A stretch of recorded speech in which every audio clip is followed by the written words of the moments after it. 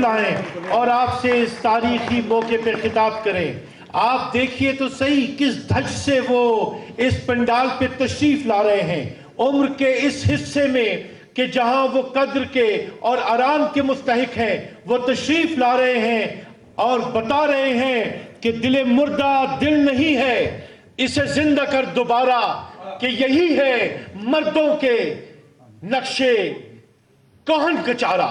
تشریف لاتے ہیں قاضی محمد انور ایڈوکیٹ. تشریف لائیے سر, تشریف لائیے سر.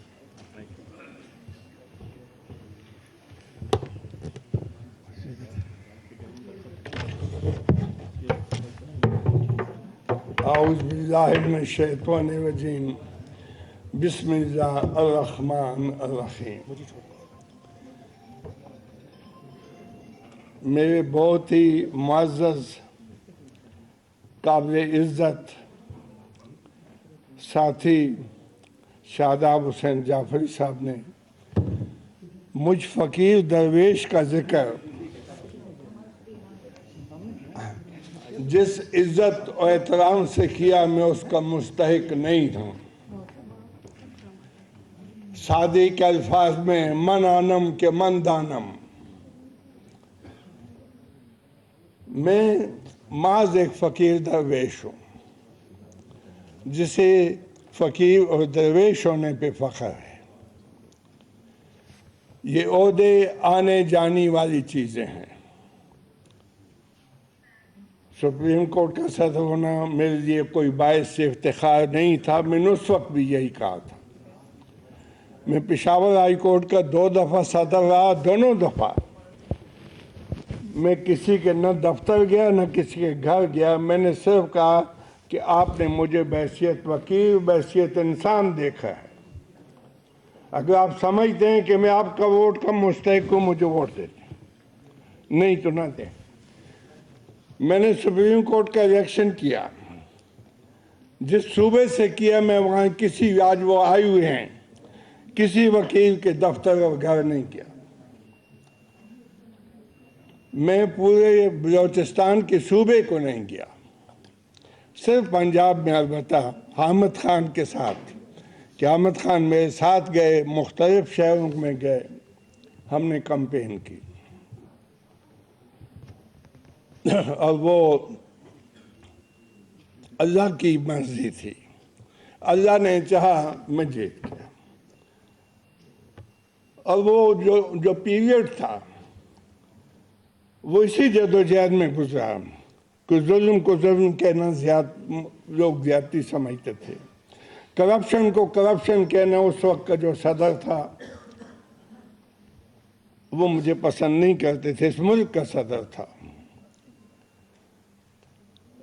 وہ شاید اس سے یہ نہیں کرتے تھے کہ میں بار بار ان کے کسی اکاؤنٹ کا ذکر کرتا تھا اور یہ کہتا تھا یہ پاکستان کے پیسے ہیں. یہ طویل داستان ہے. جعفری صاحب نے جیسے آپ کو کہا, شاداب صاحب نے, کہ ہم لانچ کر رہے ہیں, آج ابتدا کر رہے ہیں ایک موومنٹ کی, قانون کی حکمرانی کی, دستور کی سپریمیسی کی. کون سے ملک میں؟ اس ملک میں جہاں آئین و قانون کو دفن کیا جا چکا ہے اور بغیر کفن کے دفن کیا, اس کو کفن بھی نہیں پہنایا. اور ان لاشوں سے, آئین و قانون کی لاشوں سے آج بدبو آتی ہے.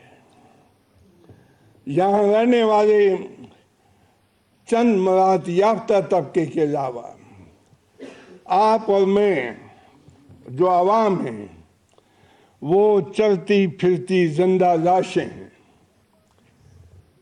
انسان حقوق کے ساتھ پیدا ہوتا ہے اور ہمارا آئین کا چیپٹر 1 ہے فنڈامنٹل رائٹس. فنڈامنٹل رائٹس قوانین کی بنیاد ہوتے ہیں. جس ملک میں فنڈامنٹل رائٹس لائرز دفن ہو جائیں اس میں آئین و قانون کہاں رہے گا؟ یہ ملک، جیسے معظم بٹ نے شروع میں کہا کہ اس کا نظریہ علامہ اقبال نے پیش کیا، اس کے لیے جدوجہد ایک بیرسٹر وکیل نے کی اور ان کا نام تھا قائد اعظم محمد علی جناح۔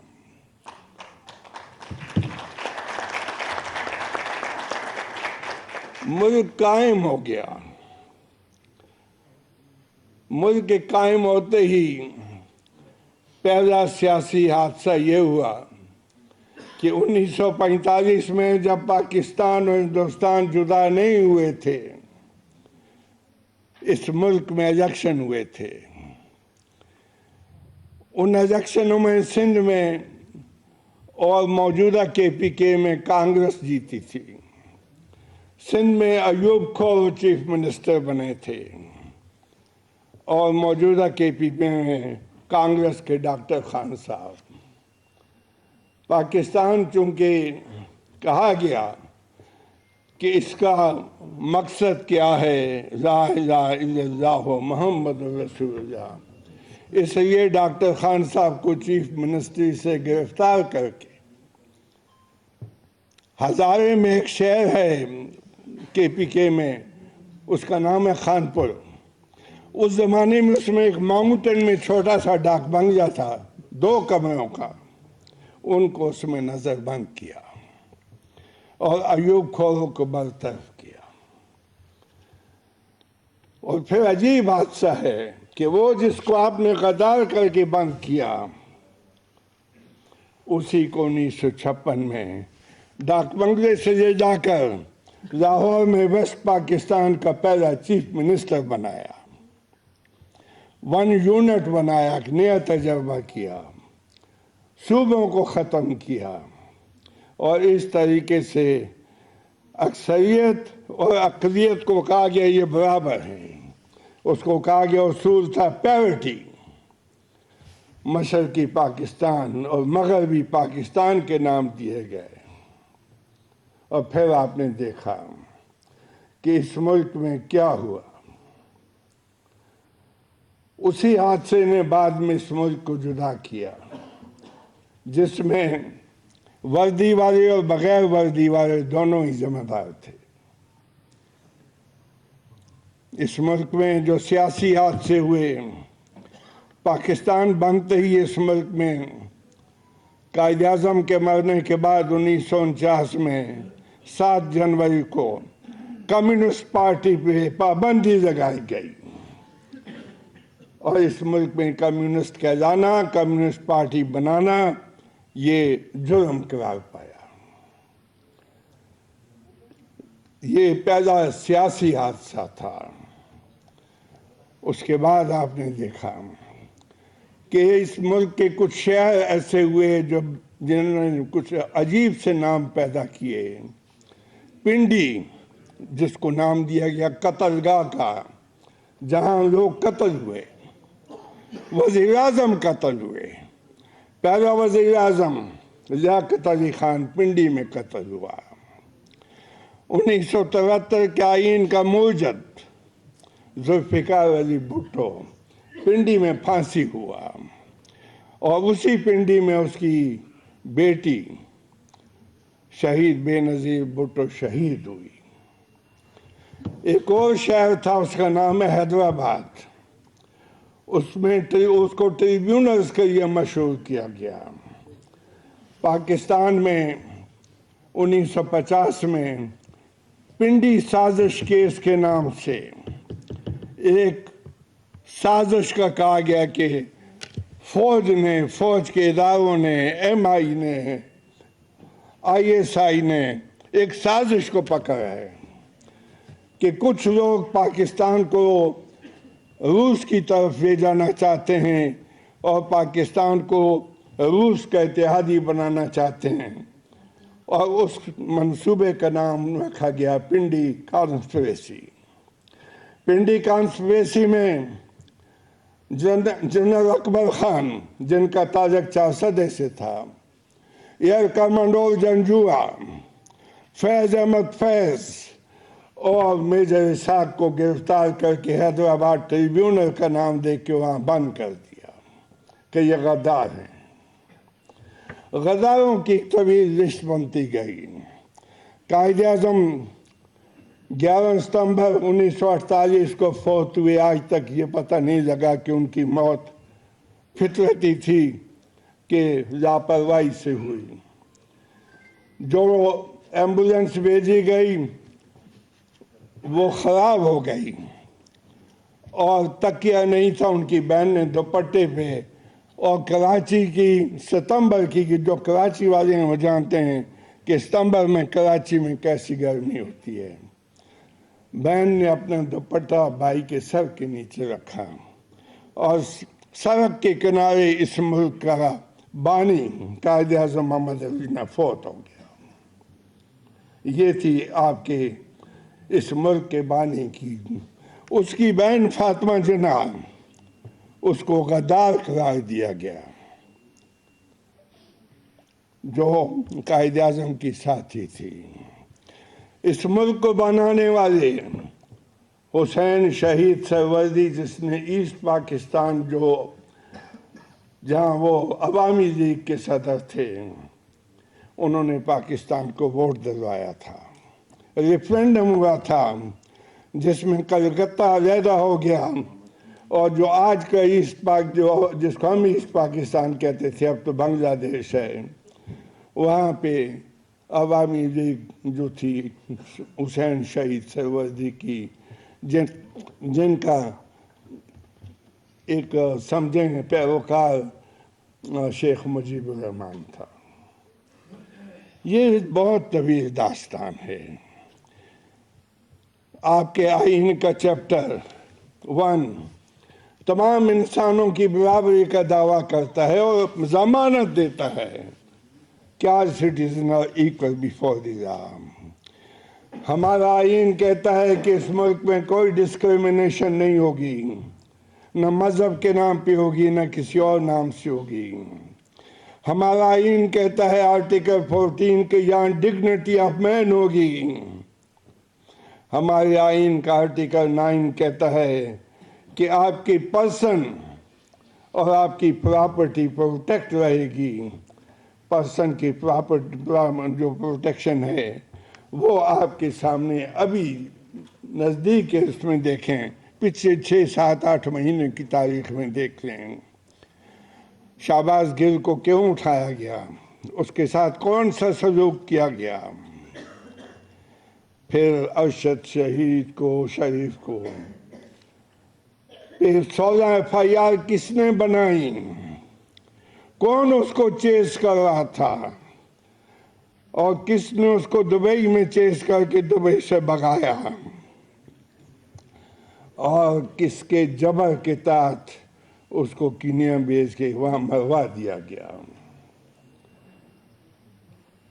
پھر آپ دیکھیں کہ 3 نومبر کو اس ملک کے عوام کا جو محبوب لیڈر عمران خان، وزیر آباد کے نزدیک ان پہ فائرنگ ہوتی ہے، وہ بلٹ سے زخمی ہوتے ہیں، ان کے ساتھی زخمی ہوتے ہیں، ان کو ہاسپٹل لے جایا جاتا ہے، وہ FIR کرتے ہیں۔ ہم سب جانتے ہیں، CRPC کی سیکشن 154 کو بھی جانتے ہیں، 156 کو بھی جانتے ہیں۔ ہمیں بھی پتہ ہے کہ FIR کمپلیننٹ کا حق ہے، لیکن اس کمپلیننٹ کا جو اس ملک کا وزیر اعظم رہا، اس ملک کے عوام کا پاپولر لیڈر ہے، اس کی FIR درج نہ ہو سکی اور آج تک درج نہ ہو سکی، اور کوئی عدالت اس کے ریسکیو کے لیے نہیں آئی۔ پھر اعظم سواتی کے ساتھ کیا ہوا؟ اعظم سواتی کے ساتھ جو کچھ ہوا، اس نے اس ملک کو بھی تقسیم کیا۔ اعظم سواتی کے واقعے کی کوئی FIR پورے پنجاب میں نہیں ہوئی، پورے KPK میں نہیں ہوئی، اور سندھ کے شہادات کورٹ میں بھی ہو گئی، اور سندھ کے اندرونی سندھ کے مختلف گاؤں میں بھی ہو گئی اور بلوچستان کے دور دراز علاقوں میں بھی ہو گئی۔ اس سے اس ملک کی تقسیم یہ ہوئی کہ ملک کا اکثریتی صوبہ پنجاب وہ جذبات نہیں رکھتا جو وہ کمپلینٹ رکھتا تھا جو شہزاد کوٹ کا تھا۔ پورے کے پی کے میں کوئی نہیں تھا جو اس واقعے کی مذمت کرتا۔ یہ کچھ ایسے واقعات نہیں ہیں جن کو آسانی سے بول دیا جائے۔ اعظم سواتی کے واقعے نے زبانوں کو گنگ کر دیا۔ آج اگر کوئی آدمی بات کرنا بھی چاہتا ہے تو اس کی زبان ساتھ نہیں دیتی، اس کو 10 دفعہ سوچنا پڑتا ہے کہ کیا شہزاد کوٹ کو جانا چاہتے ہو، کیا آدھی رات کوٹنا چاہتے ہو، کیا بے عزتی کروانا چاہتے ہو، کیا فیملی کے ساتھ تمہیں ننگا کر کے تشدد کا نشانہ بنایا جائے اس کے لیے تیار ہو۔ یہ بہت سخت امتحان ہے۔ ہم نے آسانی سے اس موومنٹ کا آغاز نہیں کیا۔ میں سلوٹ کرتا ہوں شہزاد صاحب کو کہ آپ نے یہ فیصلہ کیا کہ ہم اس سوئی ہوئی قوم کو جگائیں کہ ان کو بتائیں کہ تمہارے حقوق کوئی بھی نہیں ہے، تم انسان نہیں رہے، تم جنگل سے بدتر ہو۔ جنگل میں رہنے کے والوں کے لیے، جنگلیوں کے لیے لاف جنگل ہے، جنگل کا اپنا ایک قانون ہے۔ شیر اپنی شیرنی کے ساتھ اپنی طرف جاتا ہے، ہاتھی اپنی ہاتھی کے ساتھ اپنے راستے پہ جاتا ہے، کوئی ایک دوسرے کے گھروں میں نہیں گھستا، کوئی ایک دوسرے کے ساتھ زیادتی نہیں کرتا، جانور بھی۔ ہم انسان ہو کے ہماری کتنی بے حرمتی کی گئی۔ یہاں پہ بچیوں کے ساتھ ان کو اٹھا کے زیادتی کی جاتی ہے اور پھر ان کو قتل کیا جاتا ہے، اور دوسرے دن اخباروں میں اور ٹی وی میں آتا ہے کہ وزیر اعظم نے اور وزیر اعلیٰ نے حکم دیا ہے کہ اس کی تحقیق کر کے مجرموں کو گرفتار کیا جائے۔ اس ملک کی پولیس کا یہ حال ہے کہ نہ وہ قاتل پکڑ سکتی ہے نہ وہ چور پکڑ سکتی ہے، اس لیے کہ جب تک وزیر اعظم یا وزیر اعلیٰ نہیں کہے گا وہ نہیں کریں گے۔ یہاں فرائض، یہاں ادارے ایک ادارے کے محتاط ہو گئے اور اس ایک ادارے کا نام لینا بھی گناہ ہو گیا۔ آئین کے تحت ادارے سب ریاست کے پابند ہیں، ریاست کے محتاط ہیں، لیکن یہاں کچھ ادارے ایسے بھی، ایک ادارہ خصوصاً اور کچھ اور ادارے بھی جو ریاست پہ بھی حاوی ہو گئے، اور برائے نام یہاں زیادہ تر تو جیسے شہزاد صاحب نے کہا یہاں ماشاء اللہ رہا۔ ماشاء اللہ کے بعد جو سویلین حکومتیں لائی گئیں یا بن گئیں یا عوام لائے، ان کی باغ ڈور کسی اور نے سنبھالی، ان کو ڈکٹیشن کوئی اور دیتا تھا اور ان کے ادارے کسی اور کے محتاط تھے۔ وزیر اعظم نیب وزیر اعظم کے کنٹرول میں نہیں تھی، نیب وزیر اعظم کرپشن کے خلاف تھا۔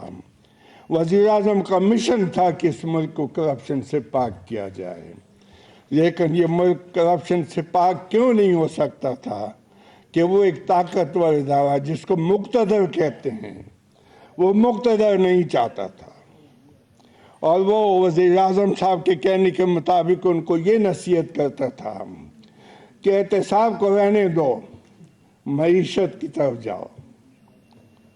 جس ملک میں احتساب نہ ہو، اسلام کا نظام قائم ہی اعتدال پہ ہے، ہم اسلام کے نام پہ آئے ہیں، اللہ کہتا ہے کہ تمہیں تمہارے اعمال کی سزا ملے گی، اچھا کرو گے تمہارے ساتھ تمہیں اچھا سزا ملے گا، خیرن یرا شرن یرا، ذرا سی بھی اچھائی کرو گے تمہیں اس کا اجر ملے گا، تم ذرا سی بھی برائی کرو گے تمہیں اس کی سزا ملے گی۔ لیکن اس معاشرے میں نہ کوئی قرآن کو مانتا ہے، نہ کوئی حدیث کو مانتا ہے، اور نہ کوئی مذہب کو مانتا ہے۔ مذہب کے وہ رہنما، مذہب کے ٹھیکیدار سودا بازی کرتے رہے اور آج بھی سودا بازیاں کرتے ہیں. میں آپ سے صرف یہ کہتا ہوں کہ یہ مومنٹ صرف شاداب صاحب کی نہیں، میری نہیں، یہ آپ کی ہے. اس مومنٹ کو آپ نے سجانا ہے. بس میں آپ سے اس بات پہ ختم کرتا ہوں. یہ ایک بہت پرانا میرے ایک دوست کا شعر ہے، حسن نثار صاحب، کبھی کبھی آپ بھی انہیں سنتے ہوں گے. وہ انہوں نے کہا تھا، اس شہر تعزیر میں سچ کیسے دکھائی دے گا، کون اب تیری گواہی دے گا. یہاں تو منصف بھی ہے ظالم، تم عدالت کو نہ جا، ظالم تو ظالم کو ہی اذن رسائی دے گا.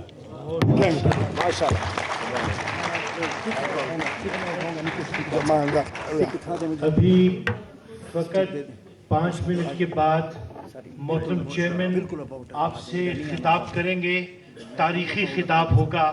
میں اسی